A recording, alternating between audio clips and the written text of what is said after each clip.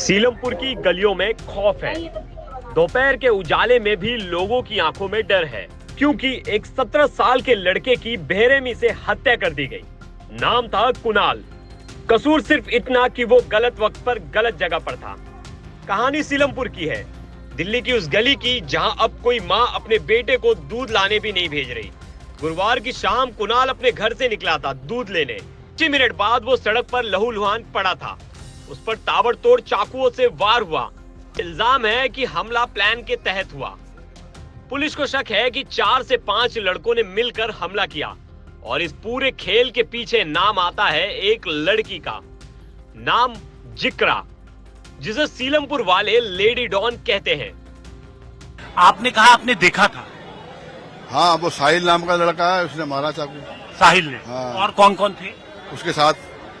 उसकी बहन है इकरा नाम की, जिगरा। ये लेडी डॉन ने इसे धमकी दी थी सर। जिगरा ने धमकी दी? हाँ। किसको? हम छोड़ेंगे नहीं। कुणाल को? हाँ, आपस में कोई लड़ाई झगड़ा लड़कों को हो गया किसी का। हाँ। पहले, बहुत पहले। अब हमें तो पता नहीं था जी, ना उसने बताया कभी। एक बार बताया था उसने, तो मुझे धमकी दे दी। मैंने ऐसा जी, वो लड़ता तो है नहीं, मेरा ऑपरेशन हुआ था, मैं जाके सिखा दूंगा उसके घर पे, समझा दूंगा। मुझे क्या पता ये तो मार देंगे उस लड़के को। पुलिस की शुरुआती जांच में नाम आया साहिल और जिक्रा का। ये दोनों भाई बहन मिलके एक गैंग चलाते हैं। गैंग में 15 से ज्यादा लड़के हैं। कुछ दिन पहले पुलिस ने जिक्रा के घर से हथियार बरामद किए थे। उसे गिरफ्तार किया गया, लेकिन थोड़े दिनों में वो छूट भी गई। इलाके में माहौल गर्म है, लोग डरे हुए हैं। कई परिवार अपने घरों पर बिकाऊ है का बोर्ड लगा चुके हैं। इल्जाम है कि यह गैंग चुन चुन कर कुछ लड़कों को निशाना बना रहे हैं।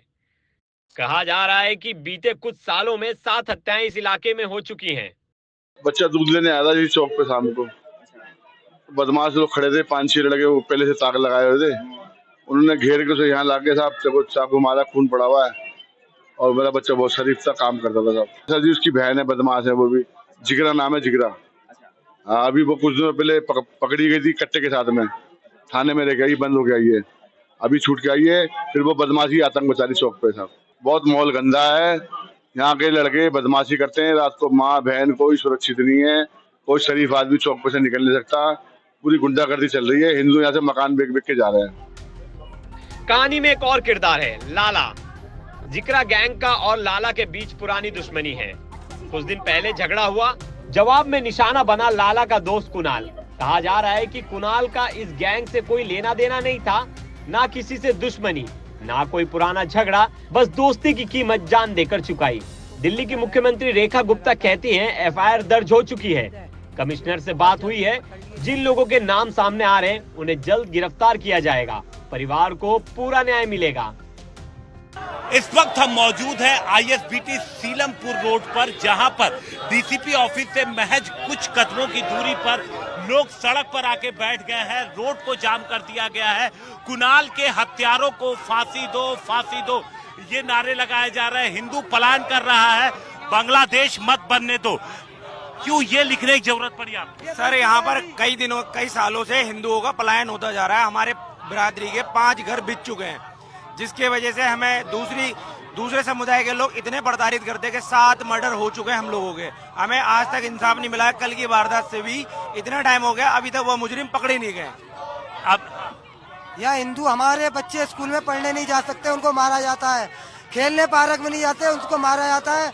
खेलने तक नहीं आए, हम घर में कब तक बंद करके रखें उनको? घर में कब तक बंद करके रखेंगे? इस तरीके से लोग यहाँ पर बैठे हैं। आप देखिए, ये मेन एससी रोड है जहाँ पर ट्रैफिक बहुत ज्यादा है, और ऐसे में पिछले 10 मिनट से इस सड़क पर ट्रैफिक बंद है। कुछ पुलिस मौजूद है यहाँ पर, आप देखिए, लेकिन लोग पुलिस की बात सुनने के लिए तैयार नहीं है। हालांकि वारदात के बाद से कुछ पुलिस जरूर मौजूद थी, लेकिन जिस तरीके से लोगों की भीड़ इकट्ठा होनी शुरू हुई, उसके आगे जो पुलिस की मौजूदगी थी वो काफी कम रह गई। लेकिन सवाल यह है कि कब तक ऐसे नौजवान बेगुनाहों को मारते रहेंगे? कब तक गैंग और गॉडफादर जैसे नाम दिल्ली की गलियों में राज करते रहेंगे? कुणाल तो चला गया, लेकिन वो सवाल छोड़ गया है जिसका जवाब अब दिल्ली पुलिस को देना है, और इस समाज को भी, जहां लेडी डॉन तमंचा लहराती है और कोई भी चुपचाप अपनी जान गंवा देता है। ये सिर्फ एक मर्डर नहीं, ये उस सड़ते हुए सिस्टम की कहानी है जहां गुनहगार कैमरे पर तमंचा लहराता है और मासूम मां बेटे की लाश उठाती है। ब्यूरो रिपोर्ट, क्राइम तक।